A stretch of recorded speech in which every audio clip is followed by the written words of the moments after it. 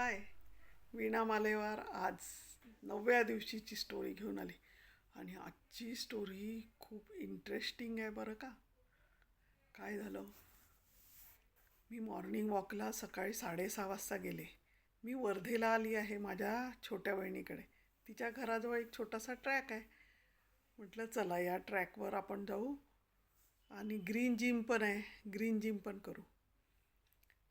छान मी शूज वगैरे घालून मस्त छान तयार होऊन आणि कानामध्ये स्पीकर टाकून हेडफोन लावून छान गाणी ऐकत ऐकत, मराठी जुनी गाणी ऐकत ऐकत मी मॉर्निंग वॉक करायला गेले.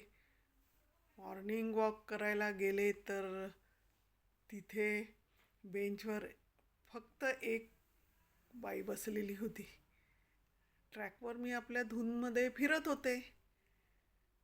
तर ती बाई माझ्याकडे खूप स्टेअर करायला लागली. म्हटलं ही का माझ्याकडे बघते आहे अशी, काय असावं गड्या.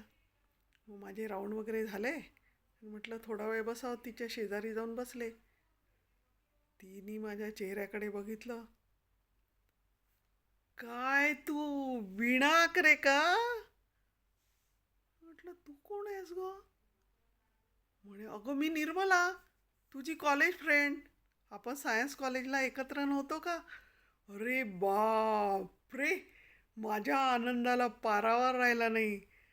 आणि तिच्यासोबत एवढ्या गप्पा केल्या, एवढ्या गप्पा केल्या, कॉलेजच्या गमती जमती वगैरे.